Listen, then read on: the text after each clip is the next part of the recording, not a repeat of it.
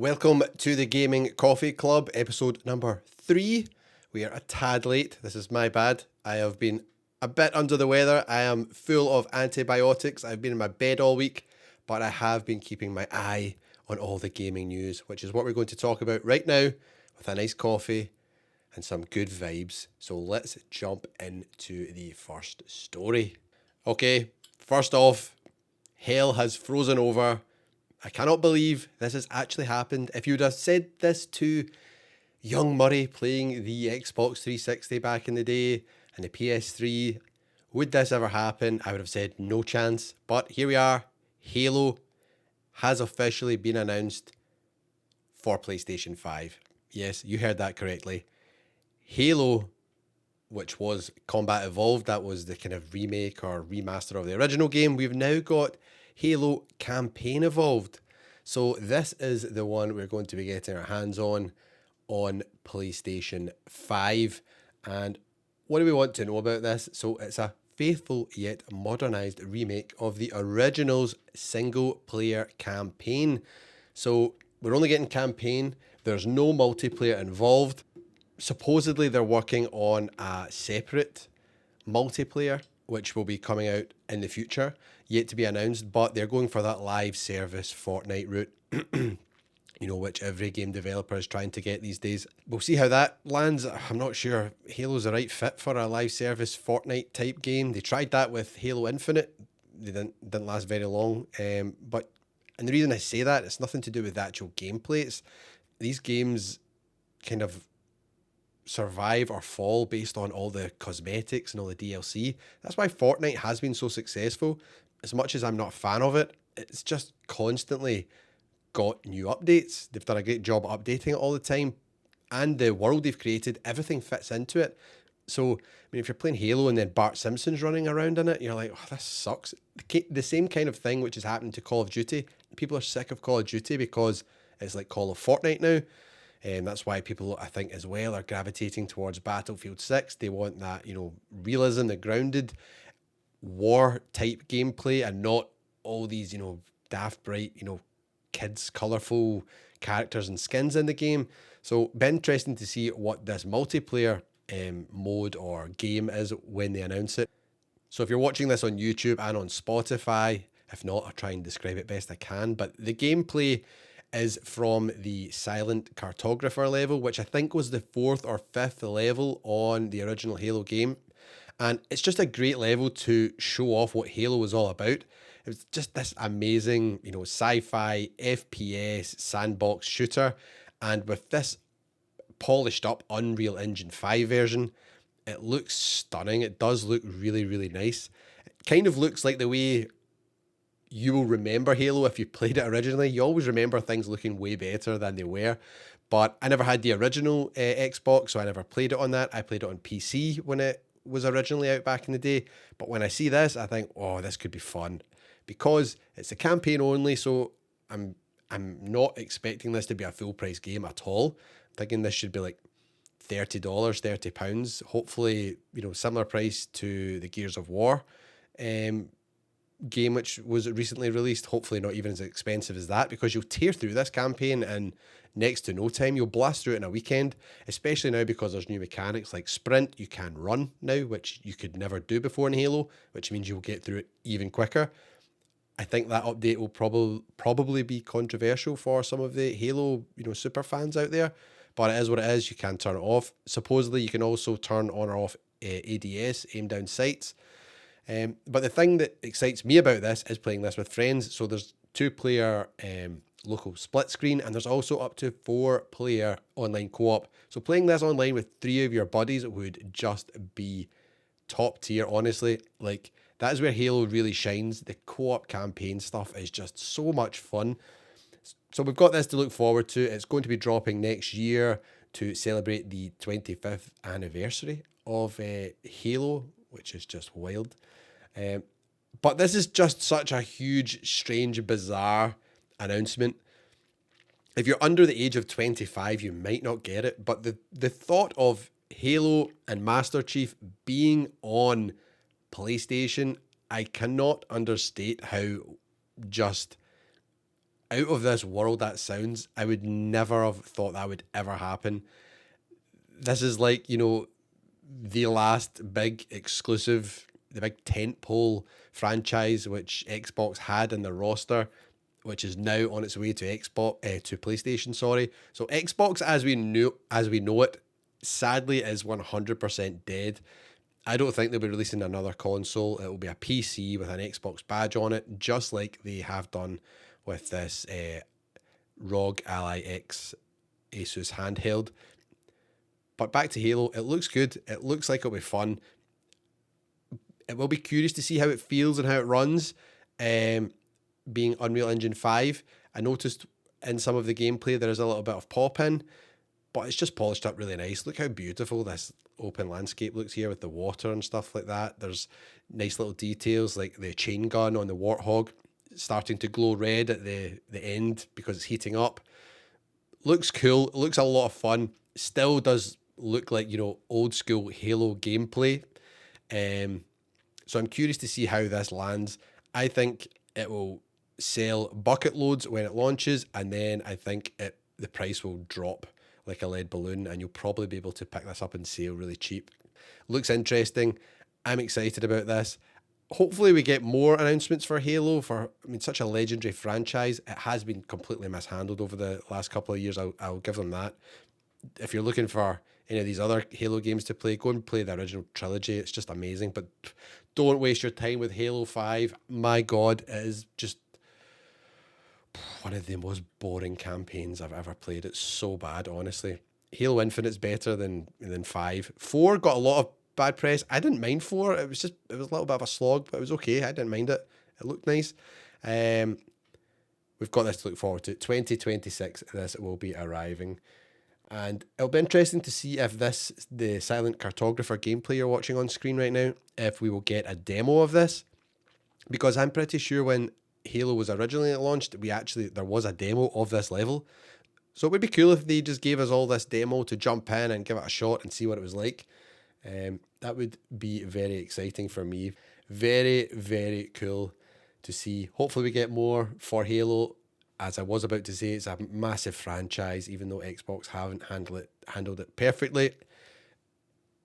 Hopefully we get some more cool stuff for its big 25th anniversary, which is just wild. Man, time is absolutely flying. But what do you all feel about this? Halo coming to PlayStation. It's like the Mount Rushmore of, you know, Xbox games are now all going to be on PlayStation.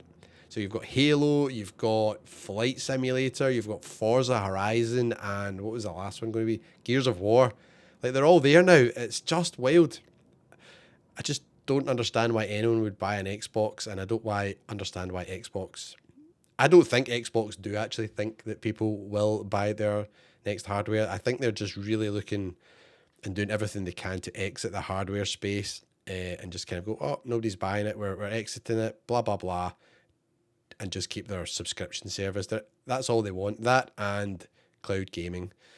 Sad times for such a huge, huge brand in the gaming industry. And it keeps Sony on their toes. It's not good for us PlayStation gamers either. I would like them all to be firing on all cylinders. Big news though, Halo on PlayStation 5. Sound off in the comments, people. Let me know your thoughts on this. And let's get on to our next news story. Now we've got some good news about the Stop Killing Games movement, which you may have heard about a while ago, where there was a petition. I'm sure it was in UK government or parliament and also at the European court level. And it was about having developers not pull their games from being playable if they have online elements to them. So we've got what I would say is the first win of this, and it is The Crew 2. And it says here hybrid mode. So The Crew 2 now has an offline mode which has been patched. And this is what I think they should do with all these games. This should be built into the development process, that if it is an online only type game, that there's a patch which gets released when the game goes end of life and you no longer want to have the servers live, that people who purchase the game can still just jump in and play it. So that is what's happening here. And it says offline mode is coming to The Crew 2. This update gives you the flexibility to choose how you play while while preserving access to core content and progression. So this is a pretty cool moment that hopefully other developers follow, meaning that games which you purchase should still be playable even after the offline element shuts down. And hopefully we see a lot more of this. This is from Ubisoft, surprisingly. I would not have expected them to be first out the gate with this, even though The Crew 2 was the game which was a bit of a catalyst for a lot of this stop killing games movement. So this is good to see. Positive news all round. Now, we've already spoken about one big anniversary coming up, which is Halo, and we've got another one here, which is Fallout 4, which is getting an anniversary edition, which is coming to PlayStation 5. So this will be its first full native PlayStation 5 version of the game. This is very cool to see that this is happening. Fallout 4 it's a great game. I think this is much better than Fallout 76, which just did not click with me at all. And if you're watching this on YouTube or Spotify, the visuals look really good. It's really been polished up. Looks far better than playing the older version of the game. And the timing of this is pretty good also. So we're getting this year, and it also kind of coincides with the new Fallout TV show, which we're getting season 2 of. So this is good news all round, and it includes 6 full expansions, which is very, very cool. So this is almost like a bit of a complete edition also, I guess you could say. And I will be excited to jump in and check this one out when it drops on November this year. So next month, not long to wait at all. If you're a big Fallout fan, is this something you'll be interested in? One thing that it does have me asking though is, where's the new Fallout games? It's cool getting all these remakes and remasters all the time, but remember when the developers focused more just on new games? That was a bit more exciting, wasn't it? We're in a time zone and a generation of remakes and remasters, and every brand is guilty of it. You've got Xbox is churning them out, as we've just mentioned, Halo, and now this. You've got PlayStation has done it so much. Just look at The Last of Us, for example, and then Nintendo just does that all the time as well. Regurgitates and fires out new versions of their older games. We just saw that recently with Super Mario Galaxy 1 and 2. So some new games would be nice. They're supposedly working on a new Fallout game, and that is all we know about it. Will you be picking up Fallout 4 Anniversary Edition, or are you giving it a pass? Next is some super cool merch for all you PlayStation and Astro bot fans out there. Check this thing. This is the PlayStation. I'm looking at a tweet which translates this from Japanese. The Chogokin Astro Bot and Dual Speeder has been announced on the official PlayStation channel. So this is on PlayStation Japan. You can check it out over on their official Japanese YouTube channel. But this looks really cool. It's the PlayStation 5 controller spaceship, which appears in Astro Bot, and it has been made into this really cool looking collectible statue. It's from Bandai. I can't see this actually being very cheap. I think this might be very expensive. Currently, it's only been announced for Japan, but Bandai do launch a lot of these things globally, worldwide. So I think this will probably come to the West. Is this something you'd be interested in? I think this looks fantastic. Not going to lie. The price, though, who knows what that could be? And that could be the deciding factor if I decided to go for something like this, but it does look really good. This would look fantastic on your setup. And I know a lot of you out there love Astrobot. Astrobot is amazing, who doesn't? And a lot of you have picked up the Astrobot limited edition controller. So this might be the next natural step. Now, our next story is an interesting one where we have all been speculating why Xbox has been pushing all their games over to PlayStation. We spoke about it earlier in the show as well, with the Halo eventually now appearing on PlayStation. And it seems that Bloomberg have some inside news on this, and it's kind of wild. So it's Microsoft pushes Xbox division to hit higher profit margins. No surprise there. We all knew it was about money, and we all thought it was because Xbox went and spent 70 billion on Activision Blizzard, and was it 8 billion on Bethesda, or 6 billion? So that's a lot of money, and now Daddy Microsoft wants the money back ASAP so it can invest it into AI.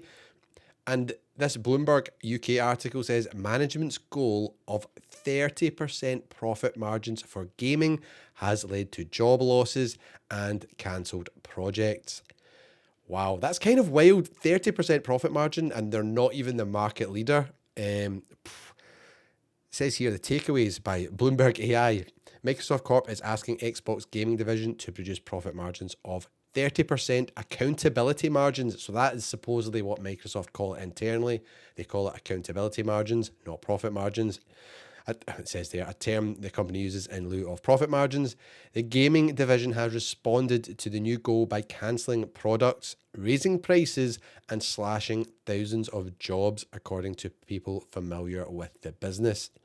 The new target was implemented by Microsoft Chief Financial Officer Amy Hood and has impacted strategies under Microsoft Gaming Chief Phil Spencer, with games that are cheap to make or likely to generate significant revenue taking priority over riskier bets.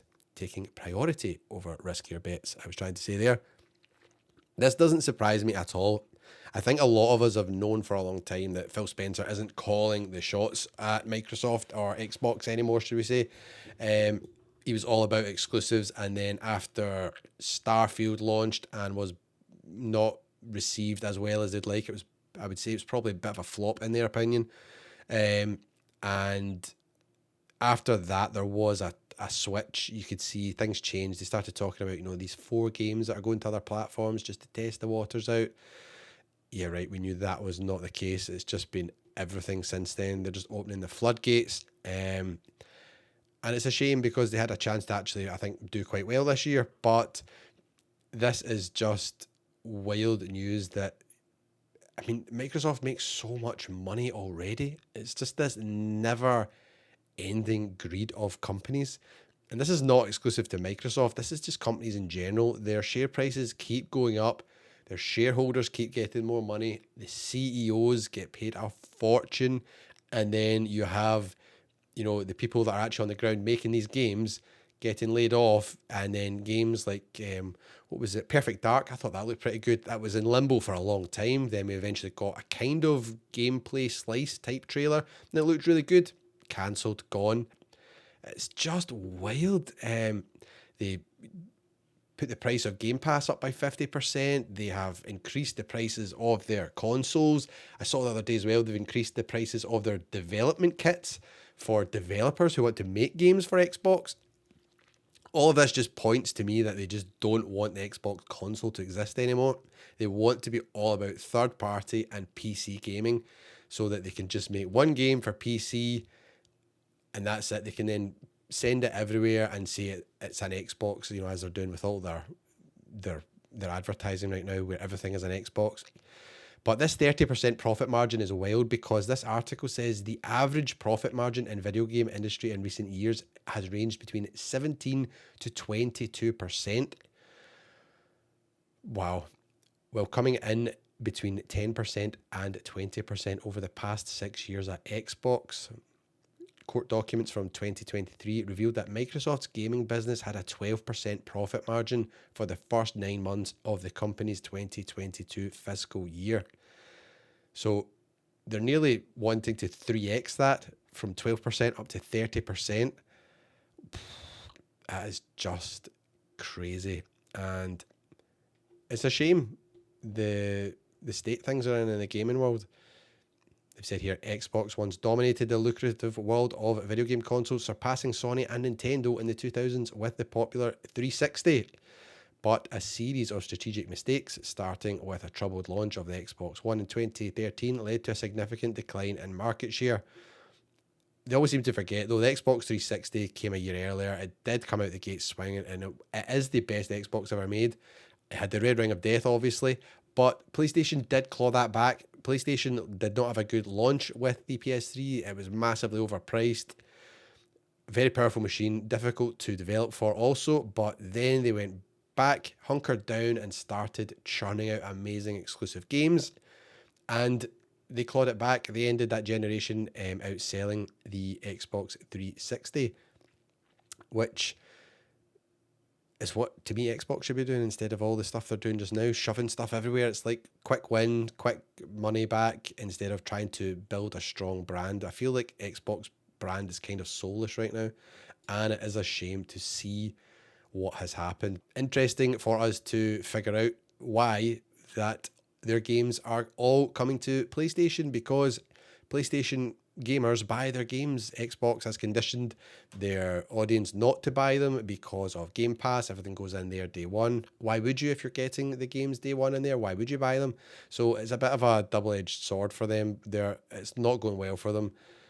Let's see how this pans out. Hopefully something positive happens from this, because I don't want Xbox to leave the console market. I know people say they're building one, but it's a gaming PC it looks like they're building, and we'll talk about that later on in the episode. And by later on in the episode, I mean right now. We're over on Pure Xbox, and this is interesting to compare against what's happening with the PS6 and Sony's approach, which I think will be different. And given the, I guess, state of the economy right now, and cost of living going up for a lot of people around the world, is the smarter move versus what Xbox is trying to do here.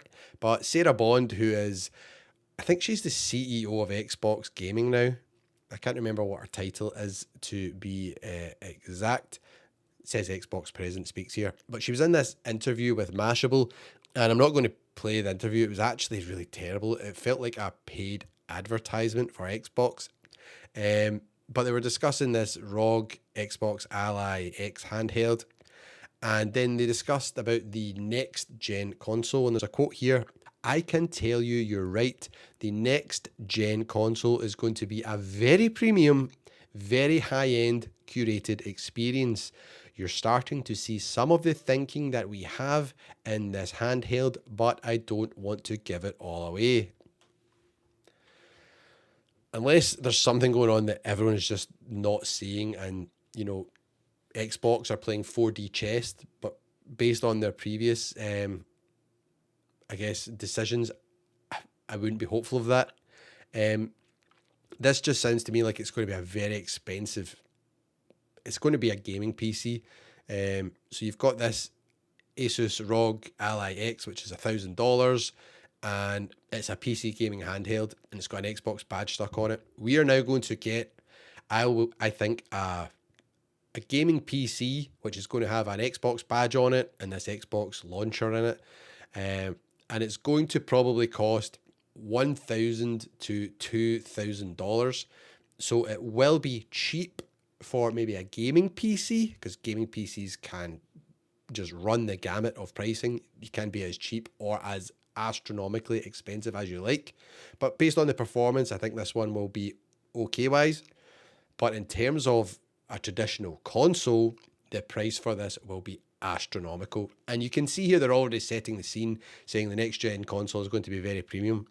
And Sony are supposedly taking a different tact, where they're doing everything they can to try and keep the costs down, focusing more on using software and machine learning, AI, upscaling, instead of raw power and brute forcing enhanced visuals with the console, which I think is the way to go. So I'm thinking the new PS6, based on a lot of the rumors and things we've seen, let's not split out the PS6 console and the PS6 handheld. That's another discussion for later. But the PS6 console, I'm thinking $600. It'll probably be digital only, with the disc drive as an option to buy for an extra $100. So it will probably be priced the same as the current PS5 Pro, which, given how expensive everything's getting and the way the world's going with crazy tariffs and all sorts of trade wars and all that BS, I think that's not too bad. And I could see that happening. Sony will want to try and hit that so they can still get people to just, pick one of these up off the shelves. It's not an impulse buy territory, but it's still not astronomical. Wow, that is completely unattainable territory. I think that's a smart approach. And I think that's what they'll be trying to do. It might still be more expensive than that. Hey, they might even surprise us and it's even cheaper. That would be awesome.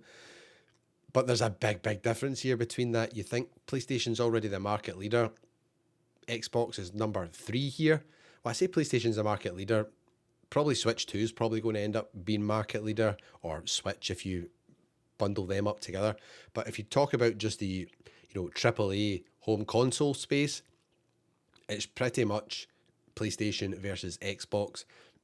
If they launch their next gen systems and the PlayStation 6, with all its exclusives, with, the kind of goodwill it's got so far from this generation, it's not been perfect by any stretch of the imagination, but it's been a lot better than the kind of mess that Xbox has been having with their flip-flopping and their strategies. And then the actual pricing of the console is, say, $600 or $700 with the disc drive, versus Xbox then come out the gate saying, hey, here's the new Xbox console. It is $2,000, but like the Asus ROG Ally X handheld, it can't play all your Xbox digital library. It only plays Xbox Play Anywhere games, which is basically PC games. That thing's going to be DOA. No one's going to buy that. And I don't know if that's part of their plan, so then they can just step back even further. I don't think they'll even be building this themselves. It'll be with Asus or someone else like that, just the same way they've done. So it's time to buy a Series X, people. It's probably going to be the last Xbox console we're going to have. But we're shaping up for a really interesting next generation with the rumours of the PlayStation 6 handheld, the PlayStation 6 console, and then we've got the Switch 2 has already arrived. What do you think about this primer, I guess you could say, from Sarah Bond, that it is going to be a very premium, very high-end, curated experience? How much do you think that means the new Xbox is going to cost? And do you think that could impact positively or negatively the price of the PlayStation? That's another worry. I hope this doesn't come out the bat and it is 2,000 and Sony think, okay, we can just sell ours for 1,000 then. We don't want that. That's why we need good, strong competition, people. We don't want another PS3 type scenario. Anyways, moving on to more, I was going to say more positive news, but that's the next news story after this, because there's one other thing I wanted to mention here. Was in this same interview, Sarah Bond actually also said, which I find funny because it's just Xbox trying to say what they're doing is always right and what PlayStation is doing is always wrong. And it's about the concept of console strategies. She says they're antiquated, and this was the quote here. The biggest games in the world are available everywhere. You look at Call of Duty, Minecraft, Fortnite, Roblox. That's really what's driving community and gaming. That's where people gather and have experience. So the idea of locking into one store or one device is antiquated for most people. You want to be able to play with your friends anywhere, regardless of what device they're on. I mean, if that's the kind of crowd they're going after, most of those games are garbage, so it doesn't bother me, but I just find it very, very funny how much this has all changed for them in 2 years or something, from going to have more exclusives. We're buying up all these studios so we can have exclusives to compete with Sony.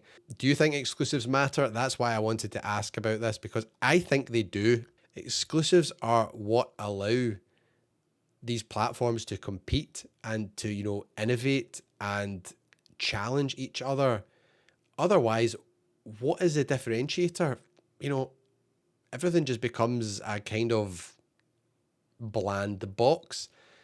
I know it might seem, people think it's a bit tribal, and I guess in some aspects it is, but these companies have built up years and years of goodwill and history, for example, PlayStation and Nintendo and Xbox as well.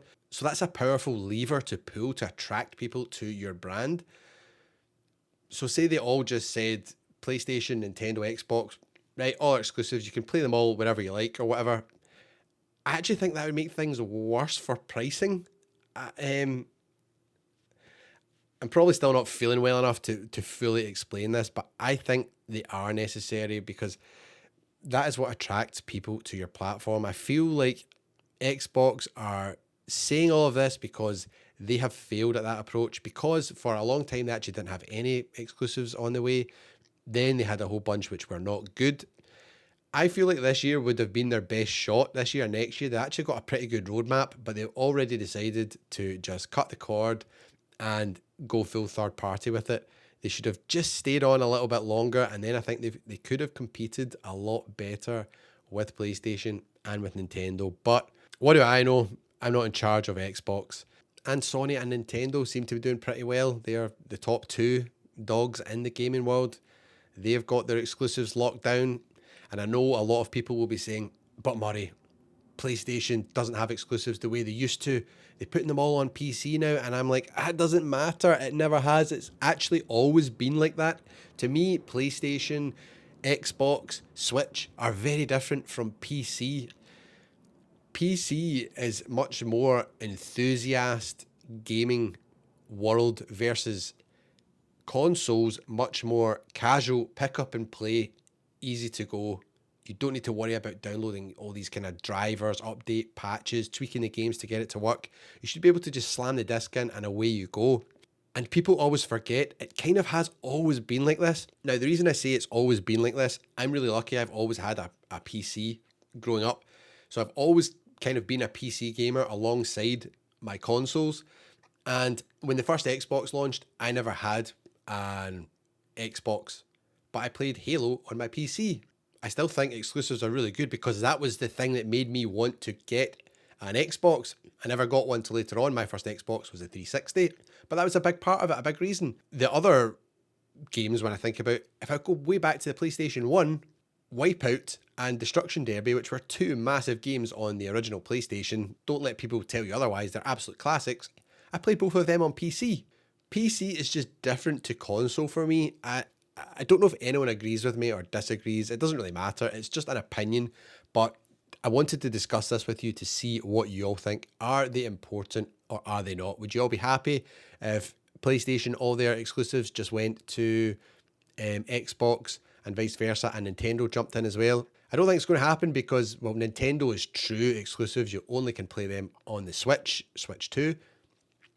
PlayStation is dabbling, and I think they're being quite smart with it. So, Helldivers 2, for example, went to Xbox recently. Live service games, to me, make sense because they live or die whether you have a player base. Single player, like story games and, really big, high-end brand builder franchises, I think should stay exclusive. It's like, PlayStation's got like Astro and then there's like, Uncharted, God of War, Spider-Man, all these kind of big brands that you associate with PlayStation. Xbox had Master Chief with Halo, and then Nintendo, geez, they have an insane roster led by Mario. I think it's very important. Let me know what you think about, but let's get on to the next story, which is some nice positive news. Now we're over to Push Square here, and the PlayStation Portal, which is one of my favourite devices. I absolutely love it, and I know a lot of you do also. It has been a huge success reportedly. And why are we saying that? Well, at least 1 in every 20 owners of a PlayStation 5 in the USA also has a PlayStation Portal to go with the console. It has been revealed. That's pretty wild numbers. Like, I was not expecting that. But Matt Piscatella of Circana, he has basically shared this USA sales report for September 2025 that the attach rate of the PlayStation Portal to PlayStation 5 hardware has now exceeded 5%. That's pretty impressive, given this device was absolutely slated. It was probably one of the most hated launches in recent history, with YouTubers all over the shop just saying it was a terrible buy, it was useless, it was a paperweight. It has evolved and got better in my opinion. Previously it was only remote play. Since they've added the cloud streaming, that is a really nice addition. I do feel they've taken the foot off the gas a little bit with it. I was expecting them to ramp up to year end, maybe to shift more units, or with the Switch 2 arriving, but it's still in cloud streaming beta phase. We still can't play your purchased library via the cloud. Who knows what's next? Hopefully we get some more updates for it. Hopefully it's also compatible with the PlayStation 6. Is that something we'd like to see, or do we think there'll be a new version of the Portal? That wouldn't surprise me also. A PlayStation Portal Edge potentially with back paddles, detachable sticks and an OLED screen for maybe $300. That'd be pretty cool. Who knows? Do you have a PlayStation Portal? Let me know in the comments. And if you do, which model do you have? Do you have the original white one, the midnight black one, or the 30th anniversary one? Now on to our gaming coffee club question of the week, and apologies, usually I get this up for a couple of days before the podcast goes live, but like I say, I've not been well, so I only remembered this late last night, and I thought, get the post up so we can get some chat from you legends in the community. And what I asked was, so with Tekken 3 arriving finally on PlayStation 5, do you think these classic games should have trophies added, or does it take away from the original feel by adding trophies? The reason I asked you this is Tekken 3 has dropped into PlayStation Plus and there's no trophies. For some older PlayStation 1 games, I remember like for Jet Moto or Moto Racer, whatever you want to call it, they added trophies to that. So that was cool, a nice addition. And your comments are really interested in this, so let's pick a few. We've got Cardboard Tube Sanami. Not everything needs to be conforming to modern game standards. Just play games for games rather than chasing meaningless achievements trophies. And that got me thinking, that's a really good point. It almost makes me kind of feel like, I don't know if any of you have like a Fitbit or, an Apple Watch or any kind of fitness tracker. And if you forget to track your workout, it kind of feels like it didn't count. I kind of feel like trophies and achievements have kind of made gaming feel a little bit like that. Like back in the day, you used to just play a game for the sake of the game and get lost in it, whereas now so much of it feels like, oh, did I get some trophies? Did I get some gamer score or whatever? Nintendo's the only one not to have added this to their next gen system so far. I think they may in the future. It's almost, the thing I like about the trophies is it reminds me of like a bit of a journal of games you've played and stuff like that. But yeah, I totally get that comment there, Cardboard. I agree. We've got one here from Lucifer Morningstar 910. Interesting question. Exclamation mark, exclamation mark, exclamation mark. I'm a trophy hunter, but I recently took a step back to PSX and it was nice just playing with no trophies. Having said that, I also like the idea of trophies on old games and maybe an extra challenge.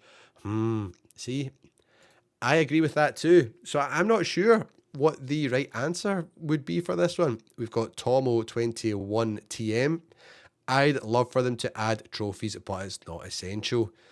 So there's three good takes there on this. I'd love to know what you all think about this. Do you want or think trophies should be retrospectively added to old PlayStation 1 classic games? Or do you think it's not essential? Or do you think it's something they just shouldn't do? They should not alter the original game and what made it magic by adding trophies. Now, the next thing I want to talk about is some new games which have came out recently in the past week or so. And because I've not been well and I've been lying in my bed, I have had the chance to play some games, which is awesome. So the first one I wanted to talk about is actually Ninja Gaiden 4.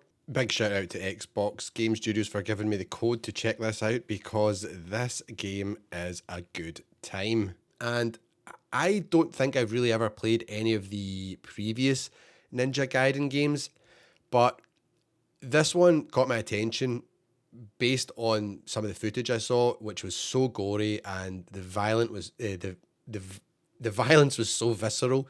I just thought I'm going to check this one out, and I'm glad I did. This is hella fun, this game. The best way to describe this to you all, it's an action game. It's like a third person kind of action slasher type game, but it has proper PS3 generation vibes, or Xbox 360 if you had one of them back in the day. You know, when games were just much more simple and wore their heart on their sleeves and just went for it. This is what this game feels like. The visuals are really, really nice. It's a nice looking game. It's set in like a neon cyberpunk type world, and I think it's set after the events of Ninja Gaiden 3, which I've not played, but I would really recommend this.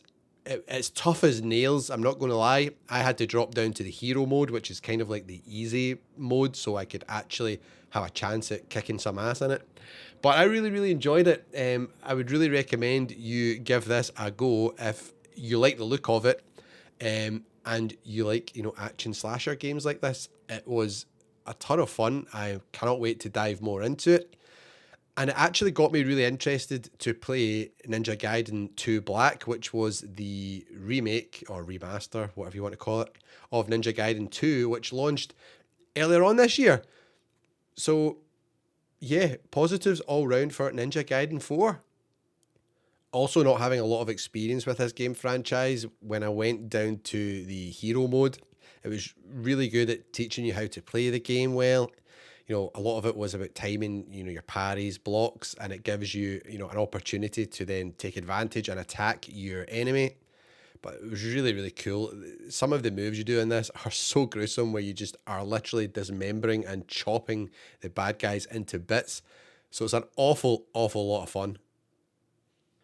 Now, if that was way too violent for you, we've got something way more nice and friendly for you with Yooka-Replaylee. Yes, this is like a remaster of the original Yooka-Laylee, which came out, I think it was in 2017. And this is really, really good. So this is from Playtonic, and big shout out to them for sending me the code to check this out. I had my eye on this game for a while, and when I got the code, I was like, oh yes, I cannot wait to jump into this, because growing up, I loved, you know, some of the classic Rare games. Think back to the N64 with your Banjo-Kazooie and stuff like that. Playtonic is basically a development house full of ex-Rare devs. So this is like just a bit of a dream come true. It looks stunning on the PlayStation 5. The visuals have been totally, you know, brushed up. It looks great. A lot of the things from the 2017 release, which, you know, people maybe didn't like some of the camera angles were a bit janky, and some of the controls, it's all been polished up and fixed, and it's just absolutely wonderful. It's great with the DualSense controller as well on PlayStation 5. And this just makes me think, like, what could have been with Rare if Microsoft never bought them over way back in the day? Because since then, they've kind of not really done anything. We had Sea of Thieves, which didn't launch very well, but has evolved into something really good. So this is available now on PlayStation 5. So if you loved any of the Yooka-Laylee games previously, or you like, you know, Astro Bot, or, you know, any of the Super Mario type games, I genuinely think this is well worth checking out. It's an absolute blast of a collectathon game. You're collecting all your coins. You're trying to collect a whole bunch of pages out of this book to stop the bad guy. It is just a good time, a lot of fun. Welcome to Jurassic Park. Yes, we've got a new Jurassic Park game. Now, this is a game this week I've not tried out, but it's on my list. I really want to. And it is Jurassic World Evolution 3. Why this one? Why was this game interesting me? Well, these management sims are just time sinks. They are so addictive once you get into them. And I think it's this, I've played the first and the second one. I think the second one is available on PlayStation Plus Extra right now. I think it's also available via the cloud streaming beta if you have PlayStation Portal and you play your PlayStation games that way. These games are fantastic. If you are a big fan of Jurassic Park or Jurassic World, he's got a lot of voiceover by Jeff Goldblum as well. The dude's just a legend, so what's not to love there? But you are in charge of building up, running, and managing your own Jurassic Park. What could go wrong? Well, obviously a lot of things. The dinosaurs could escape and cause chaos. You're in charge to make sure that doesn't happen. There's natural disasters as well, like tornadoes and storms and stuff, which inevitably can release dinosaurs. A lot to think about here. A lot of fun to be had with this game. And when I had played the previous versions, the controls actually worked really well on the PlayStation. I was surprised. And when I played it on the Portal as well, it ran really well there too.